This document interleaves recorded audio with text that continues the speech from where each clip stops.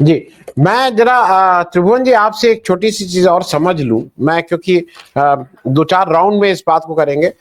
इस समय जो इमीडिएट हमारी समस्या, जो जिस समय जैसा लग रहा है, हमें G7 से कुछ मिलेगा कि नहीं मिलेगा, इससे ज्यादा बड़ी समस्या यह है कि हमारी इज्जत कैसे बचेगी।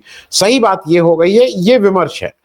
क्योंकि जैसा कनाडा के प्रधानमंत्री साहब ने कहा, उनका कहना यह है कि भाई, जो उन्होंने पब्लिकली कहा, उनसे जब पूछा गया कि आपने पहले, उन्होंने कहा नहीं, ये केवल मेरा निर्णय नहीं है, बाकी लोग भी हैं और सबके निर्णय ये था कि भारत को बुलाया जाना चाहिए। तो इसका मतलब भारत को बुलाया गया है किसी के प्रॉम्प्ट पे। लोगों का मानना यह है कि ये प्रॉम्प्ट करने वाले और ये बुलाने वालों में सबसे ज्यादा जो इसमें जिनकी चाहत थी वो ट्रंप साहब थे।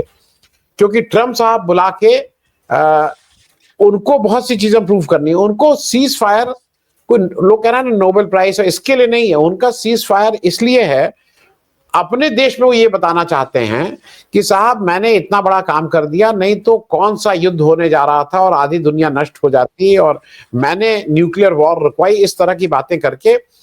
इसलिए अमेरिका में अगर अगर ट्रेड टैरिफ की वजह से कोई कष्ट भी होता है, तो वो उसको उसका गेम प्लान पहले से कर रहे हैं। तो मैं इसलिए इस बात को जरा आपसे समझना चाह रहा हूं कि भारत का इस बार का जो G7 की वो है, जैसे पिछली बार तो इटली की मेलोनी जी आई थी तो उसी में सब लोग मगन हो गए थे, लेकिन इस बार मेलोनी जी सेकेंडरी रहेंगे। ट्रंप किस तरह से व्यवहार करता है और हम कैसे अपनी इज्जत बचा के वहां से आते हैं, क्या यही सबसे बड़ी बात रहेगी? क्योंकि हमें वहां से कुछ मिलने वाला तो है नहीं G7 से। त्रिभुवन साहब, आप कैसे देख रहे हैं? ये आनंदवर्धन जी, कई तरह के इशू एक साथ हमारे सामने हैं और उसमें Trump versus Modi, Trump versus Elon Musk और ब्रिक्स का इशू, G7 का इशू और कनाडा का इशू। लेकिन एक चीज बड़ी साफ है कि पहले कनाडा ने भारत को बहुत अपमानित करने की कोशिश की, बहुत कटघरे में खड़ा किया आतंकवाद के नाम पर, खालिस्तान के नाम पर। और उन्होंने उस मुद्दे को उठाया जो हमारी पिछली मीटिंग में संदीप जी ने भी एक उसको थोड़ा सा टच किया था मुद्दे को, कि किस तरह से इन जो प्रमुख 5 देश हैं उनके बीच में उनकी गुप्तचर सूचनाएं शेयर होती हैं और उसके बाद ये लोग अपनी यूनिटी बना के रखते हैं और फिर दूसरे देशों को परेशान करते हैं। लेकिन जहां तक ये पूरा मुद्दा है वो मतलब डोनाल्ड ट्रंप ने एक तरह से भारत की अमेरिका की विदेश नीति और आर्थिक नीतियों में एक बड़ा उलटफेर किया है। और वो उलटफेर सिर्फ भारत को परेशान करने वाला नहीं है, वो पूरी दुनिया को संकट में डालने वाला है। वो न केवल डॉलर की जो वैश्विक सर्वोच्चता है उसको चुनौती देने वाला है, बल्कि ट्रंप ने जो ग्लोबल वर्ल्ड ऑर्डर है उसकी जो स्थिरता के मूल्य हैं उनको भी कमजोर कर दिया है। दुनिया हमेशा आगे बढ़ती है, कभी भी पीछे नहीं जाती, लेकिन ट्रंप ने भारत जैसे उभरते हुए देशों के साथ इन मतलब जो गंभीर बदलाव हैं उनको बहुत ही चिंताजनक चुनौतियों में बदल दिया है। अगर हम इसे ठीक से समझना चाहें तो एक तो आप देखिए कि डॉलर की जो एक तरफा नीति है और जो प्रतिबंध हैं उनको हथियार की तरह वो इस्तेमाल कर रहे हैं और धमकी देकर के कर रहे हैं। फिर थोड़ी सी देर में हम देखते हैं कि उनका वो व्यवहार जो है एक बहुत स्वस्थ व्यवहार नहीं है। हो सकता है कोई व्यक्ति सख्त हो, किसी देश की जरूरतें हों, लेकिन एकदम आप सख्त होना कि चीन को बिल्कुल एकदम साइडलाइन लगा देंगे, उसके ऊपर 700% प्रतिबंध लगा देंगे, फिर अचानक आप इतना पीछे हो जाते हैं कि उससे एकदम समझौता कर लेते हैं और एक मित्रता का व्यवहार करते हैं। आप यूक्रेन के साथ उसको वो ये सिर्फ कोई हमारी संस्कृति नहीं है अतिथि को देवता मानने की या विशिष्ट मानने की, ये अमेरिका सहित सभी देशों के अंदर जो सभ्य और सुसंस्कृत देश हैं उनमें माना जाता है।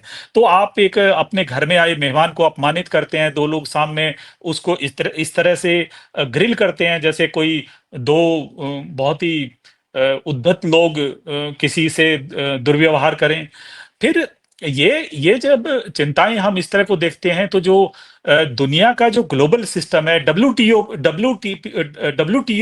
बनाने में बड़ी अहम भूमिका, जो गेट वार्ताएं रही थी, जो डंकल प्रपोजल्स आए थे, उसमें अमेरिका की बड़ी अहम भूमिका रही और पूरी दुनिया ने गेट वार्ताएं करके और बड़ी मुश्किल से डब्ल्यूटीओ बनाया था। अब अकेला देश उन जो वैश्विक मूल्य हैं उनको एक किनारे कर रहा है। फिर जैसे स्विफ्ट सिस्टम जो है उसमें कटौतियों का खतरा पैदा हो गया है। अमेरिका ने कई देशों को स्विफ्ट सिस्टम से बाहर निकालने की धमकी दी है। भारत जैसे देश जो तेल और रक्षा के आयात में डॉलर पर निर्भर है, उनके लिए एक गहरी रणनीतिक अस्थिरता पैदा करने वाली बात है। बहुपक्षीय संस्थाएं जो हैं वो उनकी अनदेखी करती है।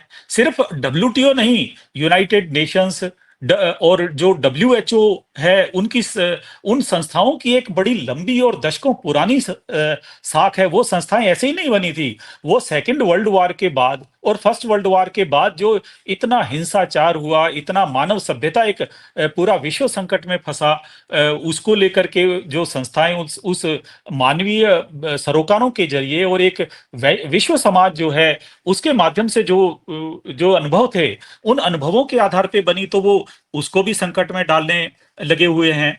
भारत जो इन संस्थाओं में सुधार करने के साथ सहभागी बनना चाहता था, वह अमेरिका के पीछे हटने से बिल्कुल अलग थलग पड़ता जा रहा है। हाल ही इजराइल और जो हमास का मामला हुआ, और उसमें आप देखिए कि जिस समय इतने लाखों फिलिस्तीनी लोग एक दिन की रोटी के लिए तरस रहे थे, बच्चों को दवाई नहीं मिल रही हैं, अस्पतालों में हमले हो रहे हैं, और जो विश्व स्वास्थ्य संगठन की जो संस्थाएं हैं, उसके जो काम करने वाले लोग हैं, वो चीख चीख के कह रहे थे कि हमें किसी तरह से मदद दीजिए, और ट्रंप कह रहे हैं कि नहीं, मैं आपको एक नया पैसा नहीं दूंगा, हम आपको मदद नहीं देंगे। तो ये कैसा एक अमानवीय दृष्टिकोण पैदा हुआ है हमारे सामने।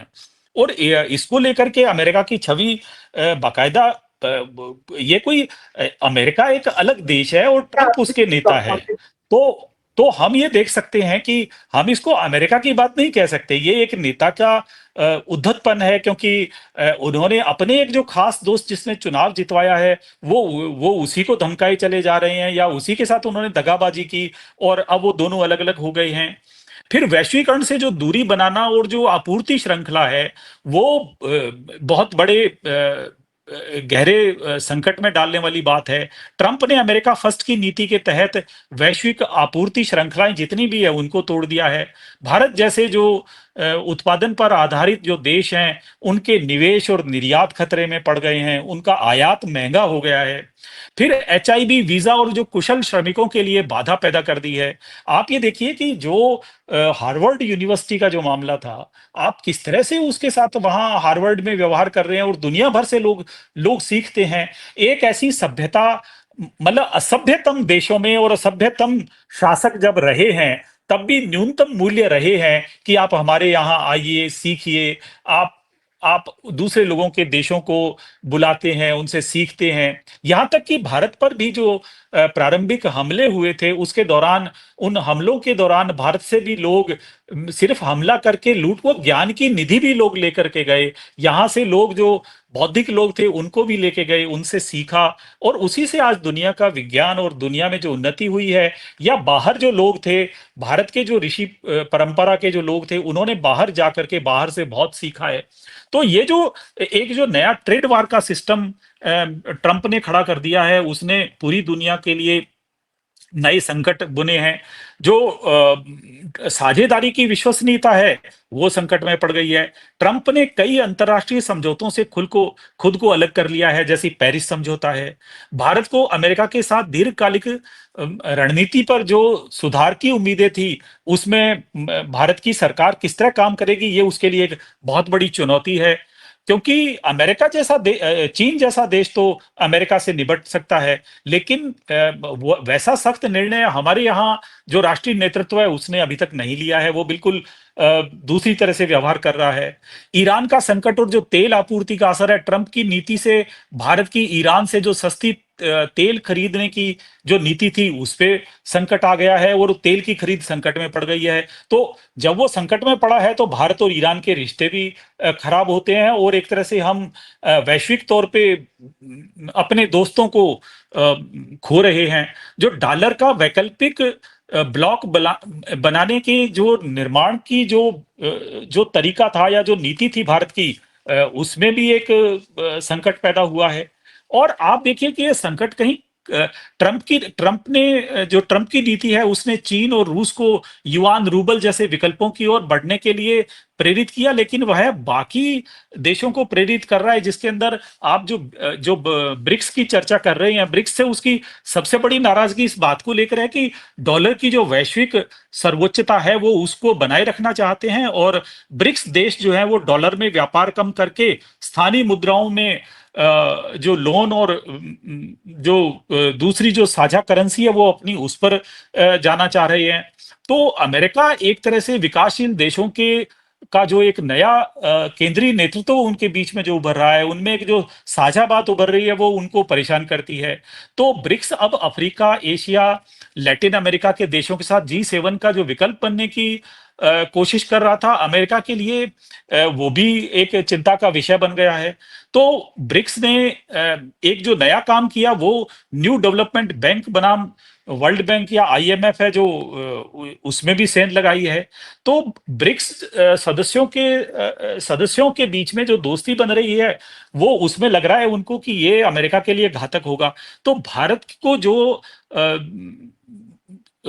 जो डॉलर आधारित जो दबाव हैं वो लगातार सहने पड़ रहे हैं और उसके वजह से अब एक और है कि अमेरिका ये भी कोशिश कर रहा है कि भारत जो है वो मीडिया और हमारे जो नैरेटिव है उनको कंट्रोल करे। आप ये देखिए कि जो जितने भी अमेरिका विरोधी या सरकार की आलोचना करने वाले सोशल मीडिया के जो अकाउंट्स हैं उनको ब्लॉक कर देना, उनकी आवाज को दबा देना और फिर उसके बाद उसका कोई जवाब भी नहीं मिलना, किसी स्तर पे उसका कोई निर्णय नहीं होना। तो ये स्थितियां सिर्फ कोई ब्रिक्स का, कोई टेक्नोलॉजी का, कोई डिजिटल का, कोई नेशन का, कोई जो आपसी सौहार्द या जो वो सब उनको दबाव डाल करके और खत्म कर रहे हैं। और ये ट्रंप की नीति के कारण ही भारत में जो भारतीय उपमहाद्वीप में जो सार्क संगठन उभरे थे और वो उनमें एक सौहार्द बना था और कहीं यूरोपियन यूनियन की तरह का एक साझा कोई मोर्चा आगे संभव था, उस चीज को भी वो संकट में डाल रहे हैं। क्योंकि कभी अमेरिका कभी चीन को थपकी देता है, कभी पाकिस्तान को थपकी देता है, कभी भारत को। तो आप ये देखिए कि ये सारे हालात एक इस तरह के मोड़ पर हमें ले आए हैं जहां भारत के लिए चुनौतियां बहुत बड़ी हैं और उसमें एक विभाजित विखंडित राष्ट्रीय नेतृत्व जो है, एक लड़ता हुआ नेतृत्व है, वो अमेरिका से नहीं लड़ सकता। इंदिरा गांधी इसलिए नहीं लड़ पाई थी निक्सन से कि वो कोई कांग्रेस की एक उद्धत नेता थी और अकेली मनमानेपन पर चल रही थी। वो इसलिए लड़ पाई थी कि उन्होंने समूचे विपक्ष को साथ लिया था और उसको साधा था। उनके राष्ट्रीय सार्वजनिक क्षेत्र की जो एक क्रांति लेकर के आगे बढ़े थे, उन जैसे नेता को विश्व में भेजा था। तो ये सारी स्थितियां जो हैं ये हमें एक नई चुनौती के लिए तैयार करती हैं और सरकार के सामने एक नई दिशा रखती हैं।